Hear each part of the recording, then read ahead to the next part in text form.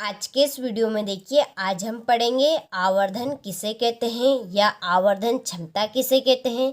प्रश्न आपसे कैसे भी घुमा के पूछा जा सकता है कि आवर्धन किसे कहते हैं या आवर्धन क्षमता की परिभाषा दीजिए। तो आज के इस वीडियो में हम पढ़ेंगे आवर्धन किसे कहते हैं। तो आइए इस प्रश्न को हम अच्छे से पढ़ते हैं और हम इस प्रश्न को अच्छे से समझते हैं।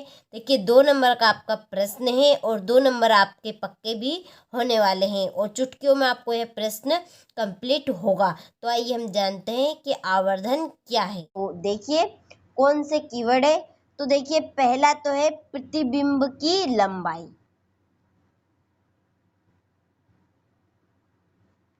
प्रतिबिंब की लंबाई देखिए बटे वस्तु की लंबाई।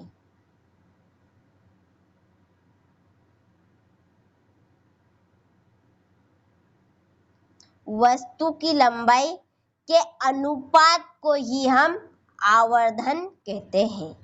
कहा था ना मैंने कि आप 2 वर्ड में ही केवल आवर्धन की परिभाषा बना सकते हैं। तो देखिए किसके द्वारा? दर्पण के द्वारा। दर्पण के द्वारा बने प्रतिबिंब की लंबाई तथा वस्तु की लंबाई के अनुपात को आवर्धन कहते हैं। तो 2 मिनट में ही आपकी आवर्धन की परिभाषा बन गई।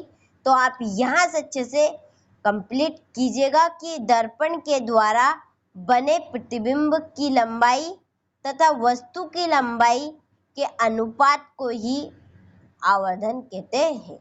तो ये परिभाषा आपको अच्छे से समझ में आ गई होगी।